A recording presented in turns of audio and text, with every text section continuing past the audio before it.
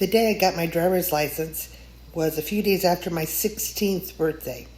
That was truly as a day of miracles as I think back about it now. Um, I decided I was going to go in. I had to do the written test and the driver's test, and I had decided I was going to be brave enough to do that. My older brother had decided to be very generous to me and lend me his Volkswagen because my biggest story was the parking, and I wasn't sure about, you had to parallel park as part of your test, and so I thought, okay, I could parallel park with the Volkswagen probably. I had been driving standard transmissions only. I'd never driven an automatic transmission before, and so the Volkswagen was no problem. So I bravely went my mom took me into the driver's license office, which was the county courthouse at the time, and I took the written test and passed that with no mistakes. It went just fine.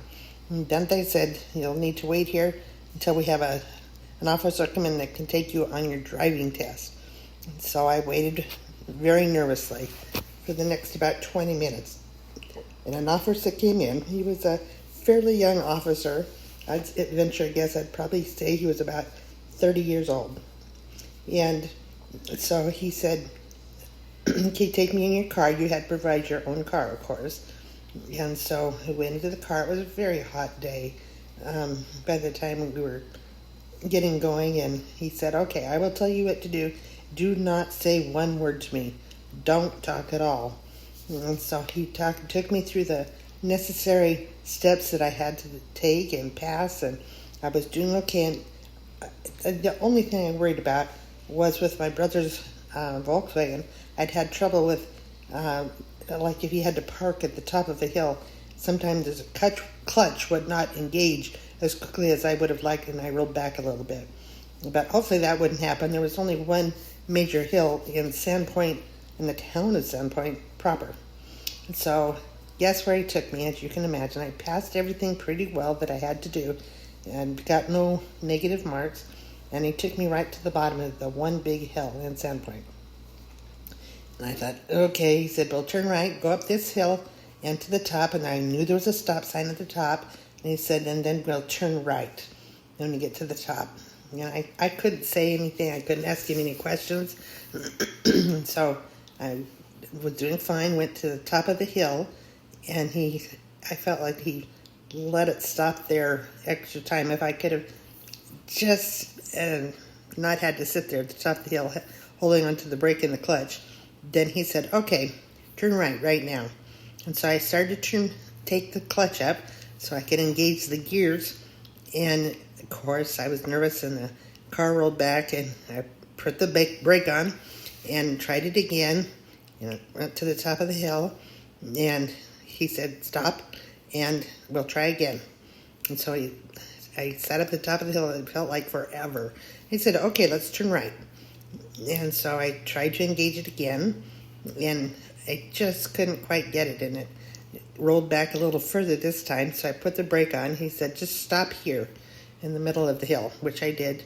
He said, so I waited there for a couple of minutes, and he said, okay, engage, go to the top of the hill, stop, and then we'll turn right, and which is what I tried to do. But by then, I think I was pretty rattled, and every time I would try to engage the gears as I let the brake off, we slid backwards, and by the time the next, it felt like eternity was over, I was at the bottom of the hill.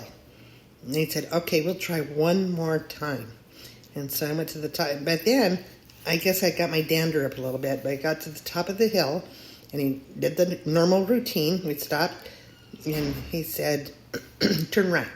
So I was able to turn right. And that went just fine. And he said, well, he finally did it. He didn't sound real happy. But we went down the road. He said, just take me back to the courthouse. I just want to go back there. And I thought, oh, good. I didn't say anything, but I thought, good. And it was about 3 blocks down to the courthouse. And just on an easy residential street. About a block before the main road you had to cross to get over to the courthouse, I could see that there was a big, huge rainbird sprinkler on its, making its journey, going squirt, squirt, squirt. And he had an open window sitting in the passenger seat of the car.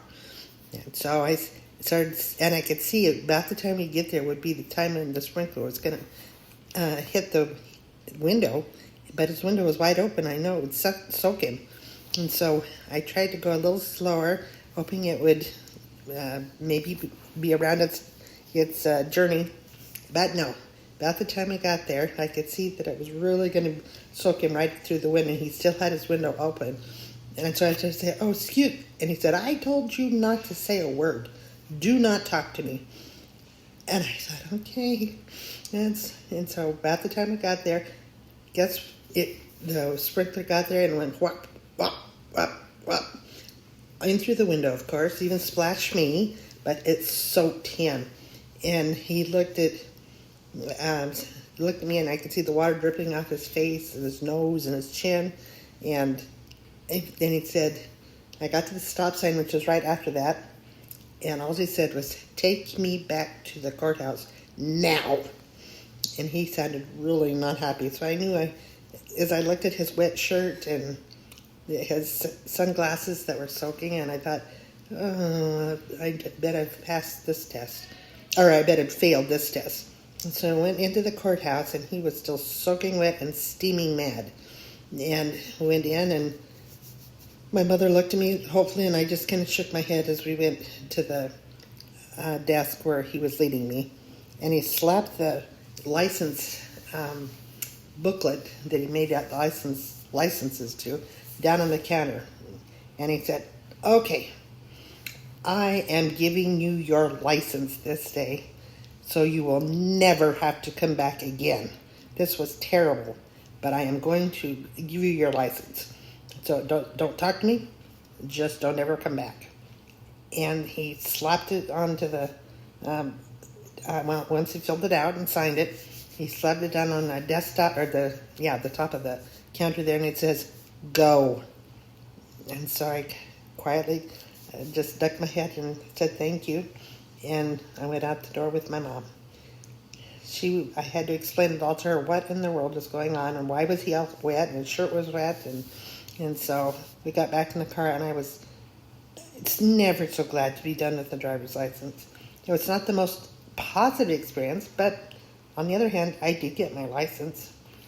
The end.